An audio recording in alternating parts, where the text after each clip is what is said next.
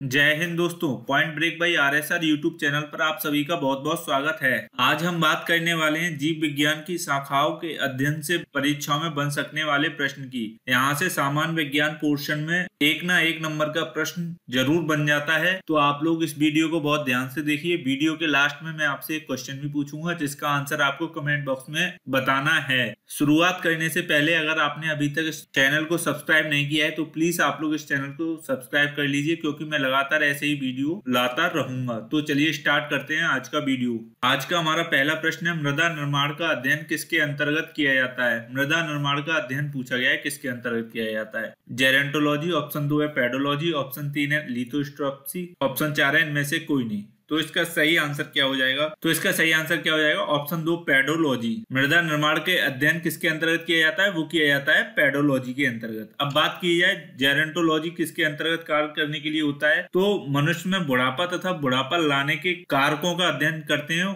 उस शाखा को हम क्या बोलते हैं, उसको बोलते हैं जेरेंटोलॉजी। अगर बात की जाए लिथोस्ट्रेप्सी किसे कहते हैं, तो पथरी को तोड़कर मरीज का इलाज किए जाने के अध्ययन को हम क्या बोलते हैं, उसे बोलते हैं लिथोस्ट्रेप्सी।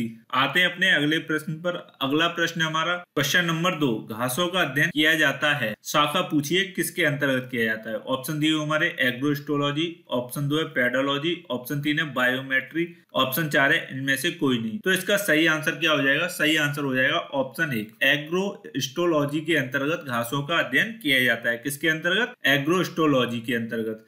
पेडोलॉजी की अभी हम बात कर ही चुके हैं, वो मृदा निर्माण का अध्ययन के लिए। और बायोमेट्री कौन सी शाखा होती है, गणित एवं सांख्यिकी की तकनीकों द्वारा जीव विज्ञान का अध्ययन किया जाता है। आते हैं अपने अगले प्रश्न पर। अगला प्रश्न है हमारा क्वेश्चन नंबर 3, बायोनिक्स के अंतर्गत किसका अध्ययन करते हैं। बायोनिक्स के अंतर्गत पूछा है, तो हमारे ऑप्शन दिए हुए मृदा निर्माण का, ऑप्शन 2 जैविक गुणों के निर्माण का, ऑप्शन 3 है पथरी के इलाज का, ऑप्शन 4 है घासों का अध्ययन का। तो इसका सही आंसर क्या हो जाएगा, सही आंसर हो जाएगा ऑप्शन 2 जैविक जगत के गुणों सिद्धांतों के प्रयोग द्वारा आधुनिक उपकरणों एवं अभियांत्रिकी तंत्रों का निर्माण करना ही बायोनिक्स के अंतर्गत आता है। तो इसका सही आंसर क्या हो जाएगा, ऑप्शन 2। आते हैं अपने अगले प्रश्न पर। अगला प्रश्न है हमारा क्वेश्चन नंबर 4। प्रश्न में पूछा गया जीवधारियों के वातावरण के साथ संबंध का अध्ययन किस शाखा के अंतर्गत किया जाता है। ऑप्शन दिए हुए हमारे बायोमेट्री, ऑप्शन 2 है बायोनिक्स, ऑप्शन 3 है बायोनोमिक्स, ऑप्शन 4 है इनमें से कोई नहीं। तो इसका सही आंसर क्या हो जाएगा, सही आंसर हो जाएगा ऑप्शन 3 बायोनोमिक्स।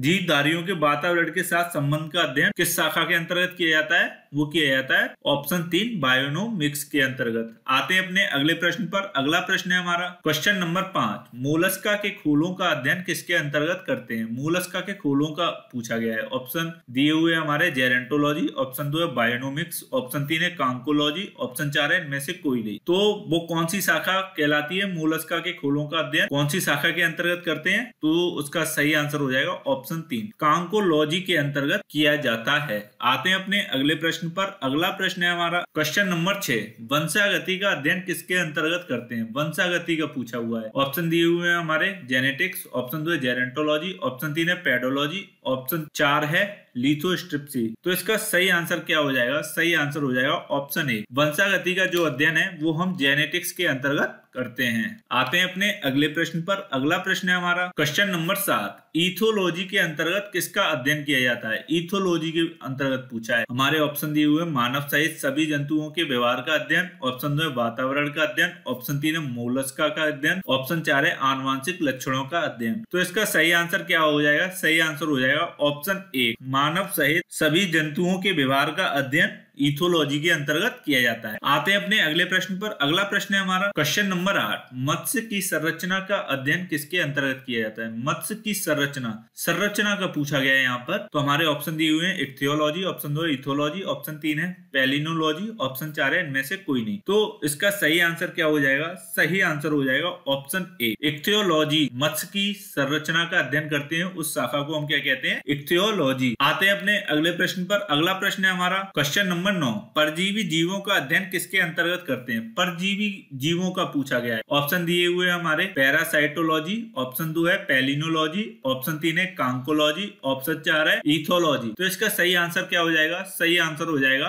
ऑप्शन 1। परजीवी जीवों का अध्ययन हम जिस शाखा के अंतर्गत करते हैं उसको हम क्या बोलते हैं? पैरासाइटोलॉजी। पैलिनोलॉजी वो विभिन्न प्रकार के परागकणों का अध्ययन करने के लिए इस शाखा का उपयोग किया जाता है। कांकोलॉजी मोलस्का के खोलों का अध्ययन करने के लिए किया जाता है इस शाखा का उपयोग। और इथोलॉजी मानव सहित सभी जंतुओं के व्यवहार का अध्ययन के लिए इसका उपयोग किया जाता है। आते हैं अपने अगले प्रश्न पर। अगला प्रश्न है हमारा क्वेश्चन नंबर 10। कीटों का अध्ययन किसके अंतर्गत किया जाता है? कीटों का अध्ययन पूछा गया है। ऑप्शन दिए हुए हैं हमारे एंटोमोलॉजी, ऑप्शन 2 है फ्रेनोलॉजी, ऑप्शन 3 है सेरिकल्चर, ऑप्शन 4 है मेल्कोलॉजी। तो इसका सही आंसर क्या हो जाएगा? सही आंसर हो जाएगा कीटों का जो हम अध्ययन करते हैं वो एंटोमोलॉजी शाखा के अंतर्गत करते हैं, इसलिए इसका सही आंसर क्या हो जाएगा? ऑप्शन 1। फ्रेनोलॉजी के अंतर्गत हम किसका अध्ययन करते हैं? तो ये कपाल गुहा की संरचना के आधार पर मस्तिष्क के विभिन्न भागों की क्रियाशीलता तथा विक्षिप्तता का अध्ययन करते हैं फ्रेनोलॉजी के अंतर्गत। अब बात की जाए सेरिकल्चर का हम उपयोग क्यों करते हैं, तो ये रेशम कीट पालन के लिए इसका उपयोग किया जाता है। अब बात की जाए मेल्कोलॉजी का उपयोग हम क्यों करते हैं? मेल्कोलॉजी का जो अध्ययन इस शाखा के अंतर्गत हम मोलस्का का अध्ययन करते हैं। किसका अध्ययन करते हैं? मोलस्का का। आते हैं अपने अगले प्रश्न पर। अगला प्रश्न है हमारा क्वेश्चन नंबर 11। अनिर्थोलॉजी के अंतर्गत किया जाता है। अनिर्थोलॉजी के अंतर्गत पूछा गया है, ये एग्जाम में पूछा भी जा चुका है। ऑप्शन दिए हुए हैं हमारे पक्षियों का अध्ययन, ऑप्शन 2 है रुधिर सीरम का अध्ययन, ऑप्शन 3 है अस्थियों का अध्ययन, ऑप्शन 4 है इनमें से कोई नहीं। तो अनिर्थोलॉजी शाखा के अंतर्गत हम किसका अध्ययन करते हैं? वो करते हैं ऑप्शन 1 पक्षियों का अध्ययन करते हैं अनिर्थोलॉजी शाखा के अंतर्गत। अब बात की जाए रुधिर सीरम का अध्ययन हम किसके अंतर्गत करते हैं? कौन सी शाखा के अंतर्गत? वो है हमारी सेरोलॉजी। कौन सी? सेरोलॉजी के अंतर्गत हम रुधिर सीरम का अध्ययन करते हैं। अब बात की जाए अस्थियों का अध्ययन हम किसके अंतर्गत करते हैं? तो उसको क्या बोलते हैं? ऑस्टियोलॉजी। क्या? ऑस्टियोलॉजी शाखा के अंतर्गत हम अस्थियों का अध्ययन करते हैं। आते हैं अपने अगले प्रश्न पर। अगला प्रश्न है हमारा क्वेश्चन नंबर 12। कैंसर से संबंधित अध्ययन है। कैंसर का अध्ययन हम किस शाखा के अंतर्गत करते हैं, ये पूछा गया। ऑप्शन दिए हुआ है हमारा पिसिकल्चर, ऑप्शन 2 है मेल्कोलॉजी, ऑप्शन 3 है ओंकोलॉजी, ऑप्शन 4 है सेरोलॉजी। तो इसका सही आंसर क्या हो जाएगा? सही आंसर हो जाएगा ऑप्शन 3। कैंसर का जो हम अध्ययन करते हैं वो ऑंकोलॉजी शाखा के अंतर्गत करते हैं। तो ये थे आज के हमारे प्रश्न। अब चलते हैं कल के प्रश्न पर जो कि आपसे पूछा गया था। कल का प्रश्न था हमारा, हाल ही में मैनपुरी सैनिक स्कूल का नाम किसके नाम पर रखे जाने की घोषणा की गई है। मैनपुरी सैनिक स्कूल का पूछा गया था, तो इसका सही आंसर क्या हो जाएगा? सही आंसर हो जाएगा ऑप्शन 2 जनरल बिपिन रावत। आते हैं अपने आज के प्रश्न पर। आज का प्रश्न है हमारा कैंसर से संबंधित अध्ययन है। तो हमारे ये 4 ऑप्शन दिए गए हैं, इनमें से जो भी आंसर सही हो उसको आप कमेंट बॉक्स में कमेंट करके जरूर बताएं। अगर आपको ये वीडियो अच्छा लगा हो तो प्लीज इसे ज्यादा से ज्यादा लाइक और शेयर करें। और आप अगर हमारे चैनल पर नए आए हैं तो हमारे चैनल #PointBreak को YouTube पर सर्च करके सब्सक्राइब करें। मैं आगे भी इसी तरह के वीडियोस लगातार लाता रहूंगा जो आपकी स्टडी में बहुत ही महत्वपूर्ण होंगे। Thanks for watching. जय हिंद।